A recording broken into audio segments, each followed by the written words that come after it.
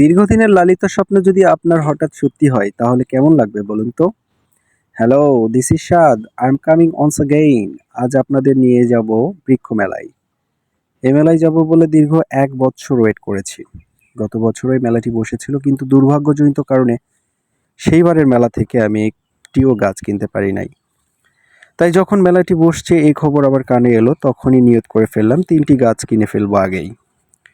আর গাছ ৩ টি লাগানো আমার স্বপ্ন পূরণের অংশীদার হয়েছিল প্রায় ১টি বছর ধরে।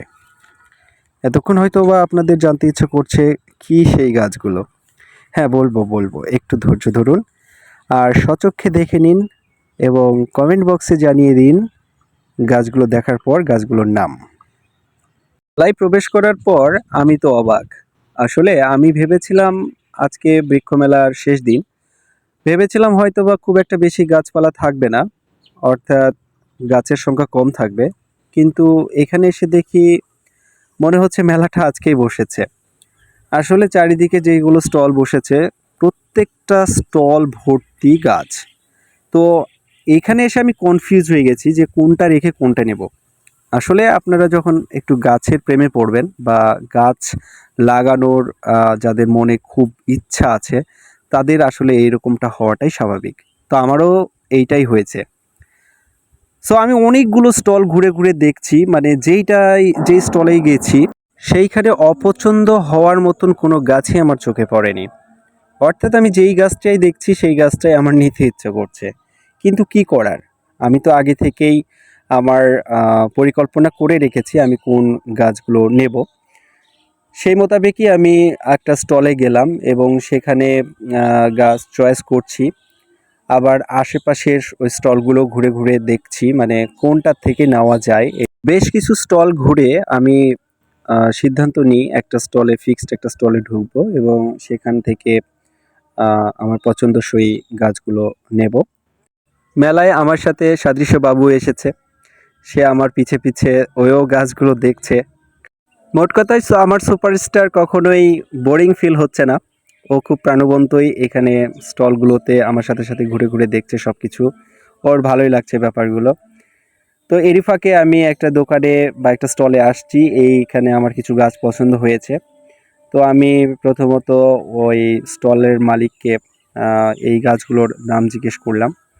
তো মেলা অনুযায়ী এই গাছগুলোর দাম খুবই বেশি।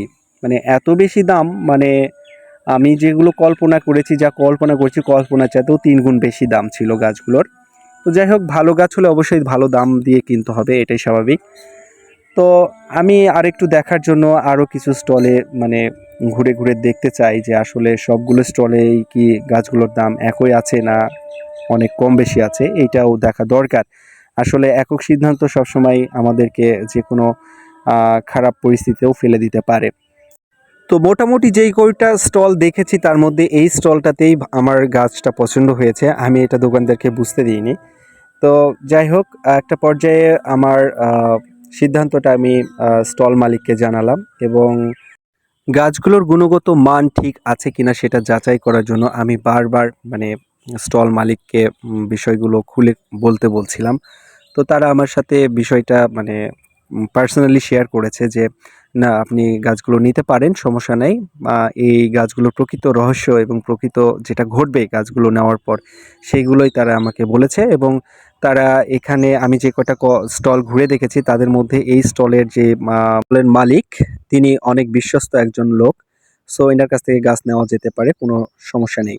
সো আমার এখান থেকে ৩ টি গাছ পছন্দ হয়ে গেছে। আমি এই ৩ টি গাছ নিয়ে এখন বাসায় যাবো এবং বাসায় গিয়ে এই গাছগুলো রোপণ করবো ইনশাআল্লাহ। সো যখন রোপণ করব তখন সেখানে আরেকটা ভিডিও আপনাদের দেখিয়ে দিব ইনশাআল্লাহ। সো সেই পর্যন্ত আপনারা ভালো থাকেন, সুস্থ থাকেন। আর আমার ভিডিওটা যদি ভালো লাগে লাইক, কমেন্ট, শেয়ার করে দিবেন। বাই, টাটা, আল্লাহ হাফেজ।